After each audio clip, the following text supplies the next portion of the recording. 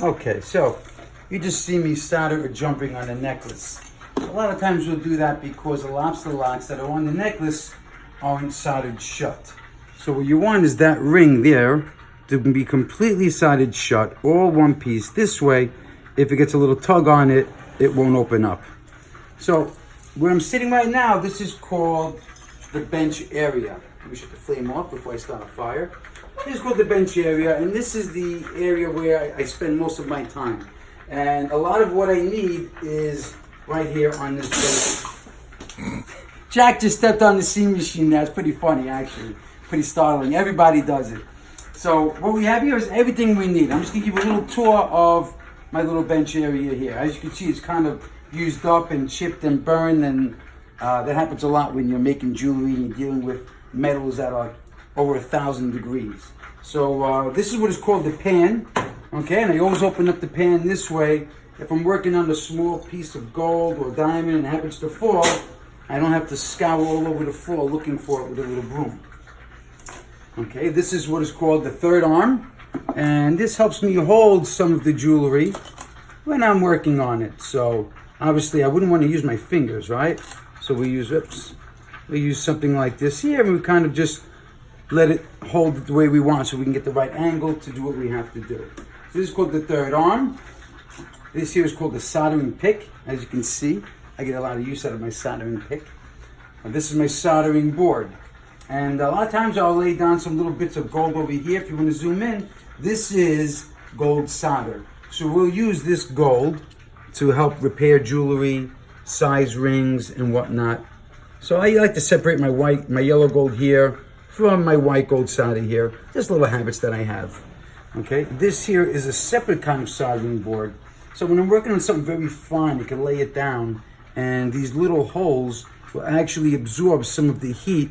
And most of the heat, when we're soldering, we want to go on the metal. We want it to be on the actual gold, platinum, or silver. So these little holes will absorb some of the excess heat and let it focus on the actual piece of jewelry. This is my torch. Now it looks like a little torch, but this bad boy has a lot of power behind it. So we use propane, and then I add in a little bit of oxygen to sharpen up the flame. And depending on what I'm working on, I'll use a big flame or a small flame. This is a pretty big flame considering. I would use something more like this on an average little repair. Okay, and I can get really carried away here and let me tighten it up a little bit. That shouldn't happen. But anyway, I can get a really nice big flame out of there.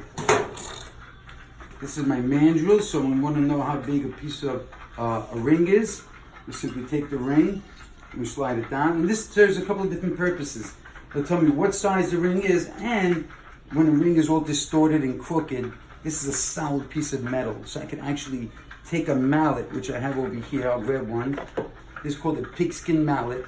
And we use pigskin hide because it won't dent or damage the jewelry if you use it properly. And you just kind of tap it around, something like that. Okay, and I have my little station for that right over here. This is my lamp, so I can get some nice visuals, see some nice clean lighting for whatever I'm working on. So the lamp's always really, really important. I have my handpiece here. Now this, a lot of people say this sounds like a dentist working. You hear that? I use my foot. It's I got a pedal there, and I could adjust the speed according to how heavy, kind of like a gas pedal. And I could switch these. So this is like a sanding wheel. And if you take a look over here, I have an assortment of different pieces that could fit here. This is what is called a rubber wheel. This will actually put a nice shine on some jewelry. I have some brushing wheels like this. So I'll use different pieces according to my needs, obviously. If I'm setting diamonds, if you want to take a look back here, these are called drill bits. So I'll use the same handpiece, and I'll just change the different bits to drill gold. What we do is we custom the gold to make a seat, which is where the gemstone will sit. So we have different kinds of burrs, and maybe I'll expand on that another day. But when I need to drill into gold, when I need to make big holes, small holes, all different things like that, I have all different size burrs. Okay, I also have diamond setting, these are called cups. And so how we get the prongs nice and rounded, we use these cups and we manipulate the gold so that it's not so jagged and raggedy looking when we're done working on it. Okay, so this is all different size cups. I also have, almost forgot, my flux. I have blue flux and I have yellow flux, kind of green looking, but it's yellow. And we always put this on the gold before we're going to solder because it helps get rid of any fine oils from skin, from being touched. And you want the jewelry to be as clean as possible before you work on it, because you don't want to have any jewelry with oils. The gold won't flow properly and whatnot. I have all my pliers up here if you want to take a look. So I have different pliers for different jobs. This is a straight needle nose, nice and small. I have bent needle nose. I have wire cutters. I have this here. This will help me distort a shank so I can make it nice and round. So all different types of pliers that we use as well. Now, as you would imagine, I don't grab anything with my hands, so I also have all these different tweezers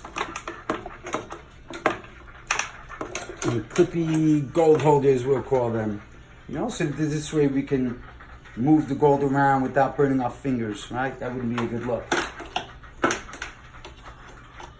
I have, as I'm getting older, I find myself needing my magnifiers, and I wear these when I'm working on some pretty small items. So when I'm working with gold, I usually don't need them. When I'm setting little diamonds, which, you know, are hard to look at, and I need to manipulate the gold to look pretty and hold the diamond in, my little magnifiers here really help me out. Let's not forget my handy saw blade, my handy dandy saw blade. This little bad boy cuts through metals and golds. This is a saw blade here. Be really careful. It's really fine because we're doing intricate work, kind of like artwork, right? So we want to be as precise as possible. And just to show you, I'll just take a small little piece of gold plate in here. And if you want to just zoom in, I'll just show you how this cuts a little line in it.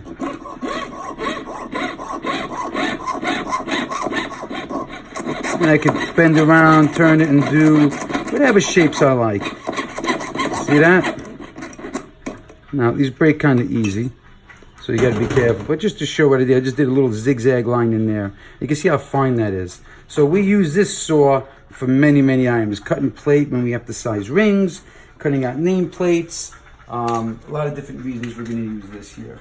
And then I have my drawer, which is a little sloppy right now. Forgive me. I know my work is going to be upset that I'm showing such a sloppy drawer. But these are all excess burrs. When somebody wants to, oh, look at that. That's our store logo. So when I want to stamp a custom made item, this is a stamp that we'll use. I'll simply take the ring. Sometimes I'll put it on wood. Sometimes I'll put it on metal, depending on what it is. And you take this, you place it where you want it. And I would hit the top of this with a mallet or a hammer. And that'll make a stamp. It'll leave an impression of our store logo. And again, these are just some little extra items that we have, little screwdrivers, whatever I might need to work on jewelry. And of course, the bench is always centrally located so that I'm within arm's reach of everything that I need. So, stay tuned for our next video. Thanks for watching.